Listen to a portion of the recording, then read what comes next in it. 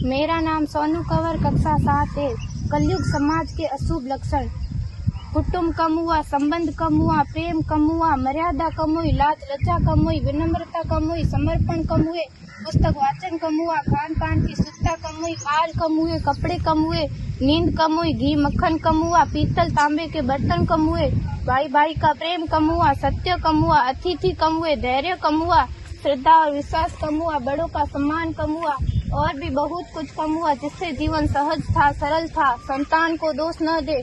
बालक या बालिका को इंग्लिश मीडियम में पढ़ाया, अंग्रेजी बोलना सिखाया, बर्थडे और मैरिज एनिवर्सरी जैसे जीवन के शुभ प्रसंगों को अंग्रेजी कल्चर्स के अनुसार जीना ही श्रेष्ठ माना। माता पिता को मम्मी डैड कहना सिखाया। जब अंग्रेजी कल्चर से परिपूर्ण बालक या बालिका बड़ा होकर आपको समय नहीं देता, आपकी भावनाओं को नहीं समझता, आपको तुच्छ मानकर आपसे जुबान लड़ाता, जब आपको बच्चे में कोई संस्कार नजर नहीं आता, तब घर के वातावरण को गमगीन किए बिना, संतान को दोष दिए बिना एकांत में जाकर रो लीजिएगा, क्योंकि पुत्र या पुत्री की पहली वर्षगांठ से ही भारतीय संस्कारों के बजाय, मंदिर जाने के बजाय केक कैसे काटा जाता है, यह सिखाने वाले आप और अम्मी है। जब बच्चा पहली बार घर से बाहर निकलता है तो प्रणाम और आशीर्वाद के बदले बाय बाय कहना सिखाने वाले आप और अम्मी है।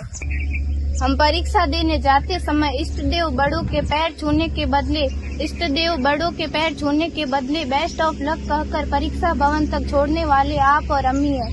बालक या बालिका के सफल होने पर घर में परिवार के साथ बैठकर खुशियां मनाने के बदले होटल में पार्टी मनाने की प्रथा को बढ़ावा देने वाले आप और अम्मी है।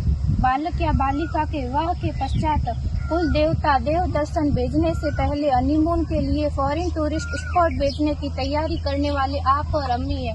ऐसी कई ढेर सारी अंग्रेजी कल्चर्स को हमने जाने अनजाने स्वीकार कर दिया है। अब तो बड़े बुजुर्गों के पैर छूने में भी शर्म आती है। गलती किसकी? मात्र आपके माता और पिता की। अंग्रेजी अंतर्राष्ट्रीय भाषा है से काम का जेतु सीखना है, अच्छी बात है, लेकिन इसकी संस्कृति को अपने जीवन में उतारने की तो कोई बाध्यता नहीं थी। अपनी समृद्ध संस्कृति को त्याग कर नैतिक मूल्यों, मानवीय संवेदनाओं से रहित अन्य सभ्यताओं की जीवन शैली अपनाकर हमने क्या पाया? अवैध संबंध, टूटते रिश्ते, व्यसन युक्त धन, थके हारे मन, छल भरे रिश्ते, अनुशासनहीन संतानें, असुरक्षित समाज। एक बार विचार जरूर कीजिएगा कि संस्कारवान पीढ़ी क्यों आवश्यक है।